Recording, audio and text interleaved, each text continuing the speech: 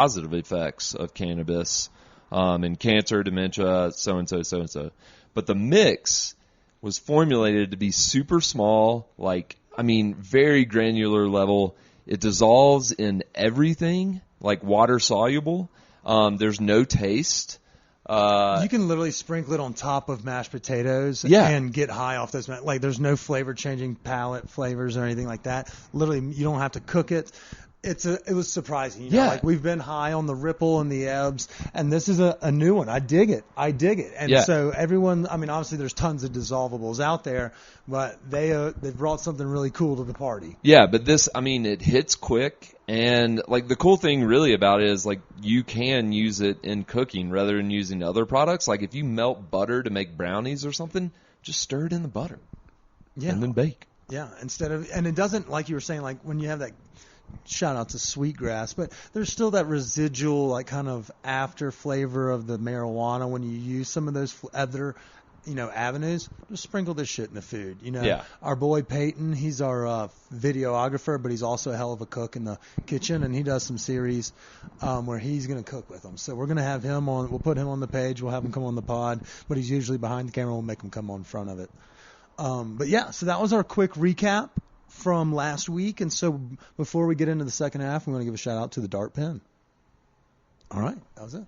Okay, so Chris, the second half is what are we doing this weekend? We want to put people on some ideas. If we're going to do dinners, we'll talk a little Broncos as they're on the road at Pittsburgh, and then, we'll get out of here. It's just a little precursor for the weekend. Yeah. Let's touch them all. All right, so first off, Dave Matthews Band is playing tonight at Fiddler's Green. He played last night. He's playing tonight, too. Are you? A two-nighter. When was the last time you listened to a Dave song? It's been a couple years, but I have them in my high school playlist that I have on Spotify.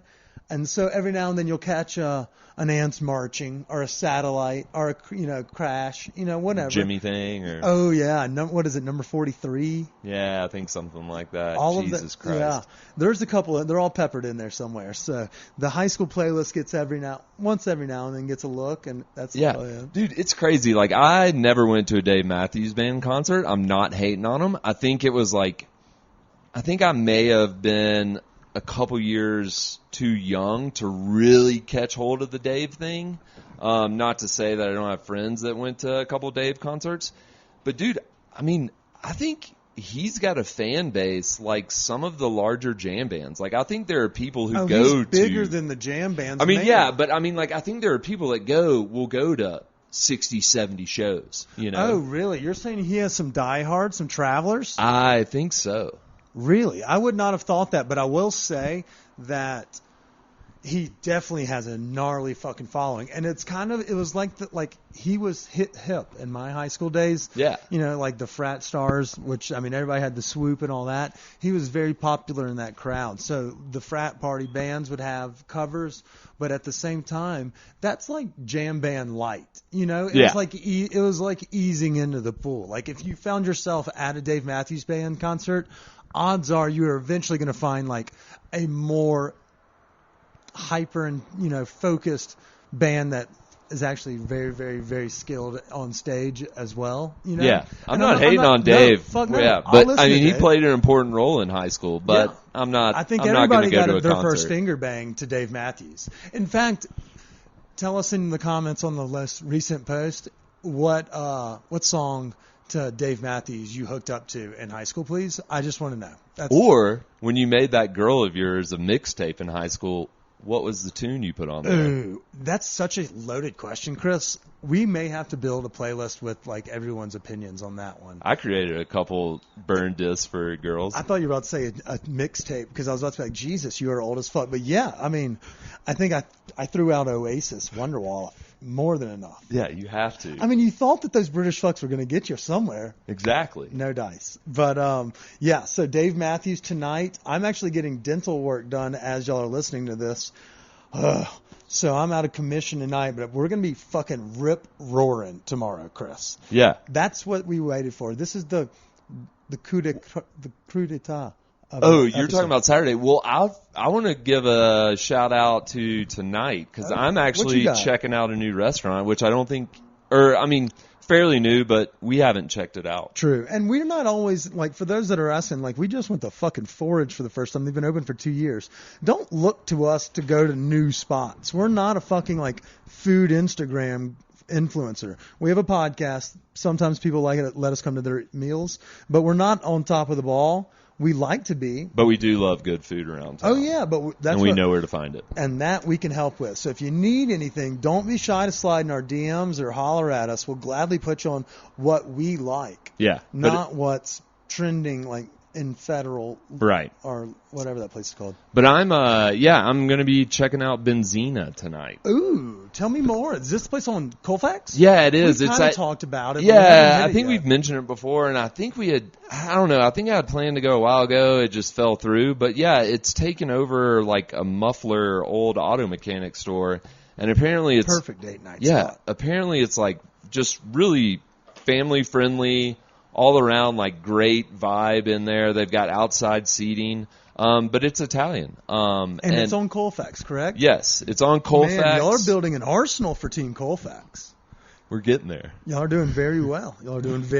But yeah, we'll rehatch what I had there next week. But I've heard from several people that don't sleep on desserts. I hear their desserts are fucking incredible. Hell yes. That's what I'm talking about. So we'll report back. Yeah, so that means that you have to take the pen with you, and that's where the dart comes into play. Because it's not only discreet, you can just step out, puff it casually, or if you really want to get sent to the moon, fucking grip and rip, like we always say. Or rip and grip. Whatever. Grip, no. Yeah, you had it right the first time. The weed works. Yeah, we ate a mix packet. Yeah, so I like it. I can't wait to hear back on Monday's and Tuesday's episode. Yeah, that's awesome. All right, so next day on the docket. Yes, big day. We talked about it on Tuesday in detail with Greg and Sarah. I think that was their names.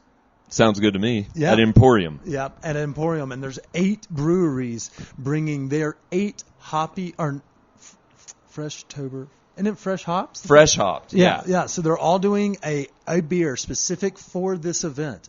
There's 8 different locations. A couple folks from the Tennyson Group, the Comrades Brewery down on Iliff Avenue that's going to be down there. Call to Arms will be there. Yeah, that's the Tennyson crew I was thinking of. Yeah. But yeah, they have a loaded, they're shutting down 42nd Street. They've got bands playing. Starts at noon. Food trucks. Oh, and what is considered the best food truck in Denver, some will argue, but Faux King Rapidos, home of the Pho Bon Ami, is going to be there. I nailed that, by the way.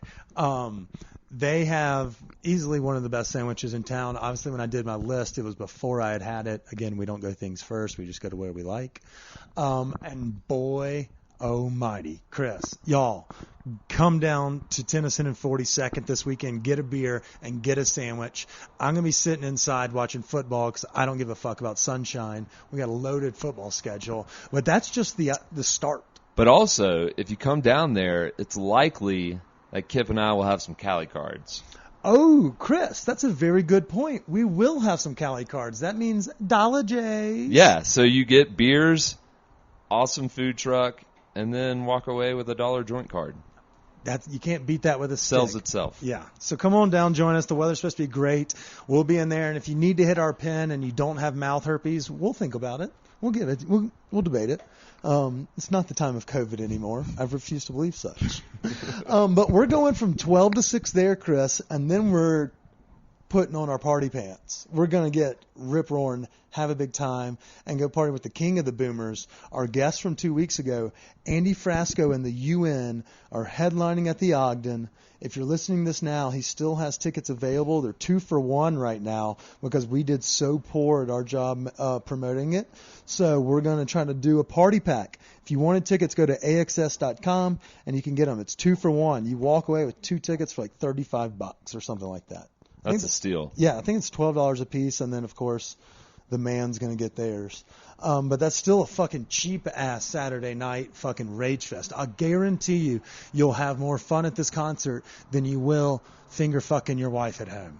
I'm excited. Yeah, it's going to be a lot of fun. Yeah, I mean, you went and saw him at Red Rocks. I didn't go, so this will be my first time seeing him. So I'm excited because he's a nut. Yeah, he's not only a fantastic entertainer, but he's hilarious, and his band and himself as well. They're fantastic musicians. So while we may not play that up enough, they've got it going down. Whether it's their new single "Dancing Around the Grave," which has gone viral, or the covers that he plays, or the other originals that are fantastic, and they're good. Toe tapping, you can get a good look foot dance going as well. Or if you just want to fucking party and jam out, he's got that, and he'll probably have some Jameson on stage with him. So awesome! I'm fucking pumped for this weekend, dude. It's gonna be a rager. This is the last day of the week, Chris, and this is gonna be the last segment of the night. How do we recap Sunday better than talking about the Broncos? The whole fucking city loves them. They were riding very high through 3 weeks. Teddy Two Gloves looked fantastic, and then the Ravens came to town. Everything about John Harbaugh's defense for the last 17 years has just been he loves to obliterate folks. And when they came in there and they knocked Teddy out in the second quarter, Drew came in and they got their shit packed.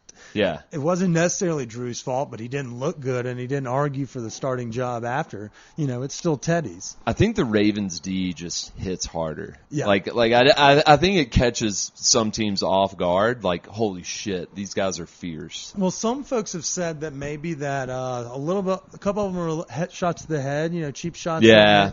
15 yards were not given to the squad. So it kind of, the win and obviously the game kind of got out of hand. But they're back on the road this week, and they're going to another AFC North team, or play at another AFC North team in the Pittsburgh Steelers. Chris, we earlier said in the season, you said 8-9, I said 9-8, pretty much cut from the same cloth. With how we looked with a little bit of adversity in our face playing against a good football team, how do we feel going into Pittsburgh, and how do you feel about your projection of last week we said, oh, fuck, they're going to the playoffs. Right. Do we still have faith that they're going to the playoffs, or do they kind of come back and settle into that 8-9 original preseason thought?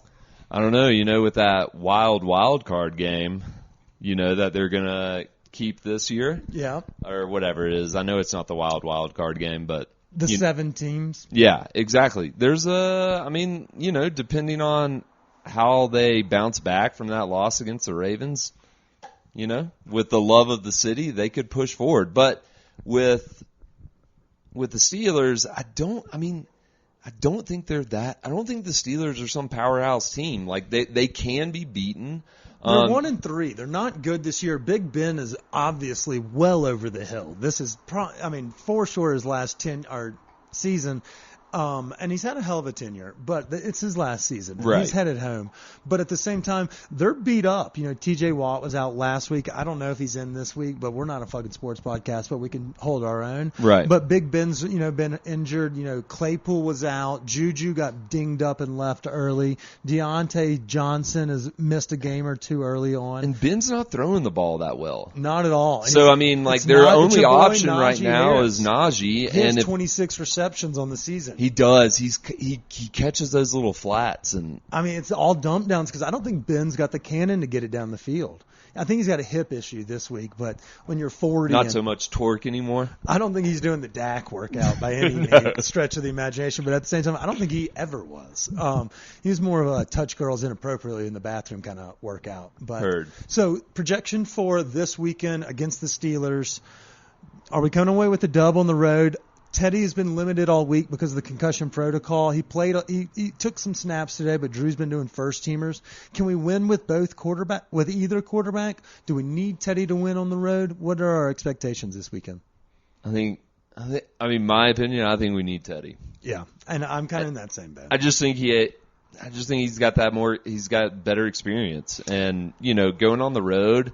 At Pittsburgh against a defense that's usually pretty stout. Obviously, they showed up in week 1, but with injuries and things here and there, they've been getting their shit beat in recently. Yeah. So it's going to be, going on the road and playing against a beat up Ben is about the best you can ask for. But at the same time, having Teddy kind of coming out of concussion protocol, do you think we got it? Should we throw up score projections just for shits and gigs? Okay, so I think it's going to be a low-scoring affair. I think our defense is going to be able to kind of limit Big Ben from kind of moving the ball regularly. Our defense has looked pretty solid despite having a plethora of injuries. It's kind of been a plug-and-play situation. I think we win 26-21. Okay. I mean, I guess that's not totally low-scoring, but winning with 26 points is not necessarily a regularly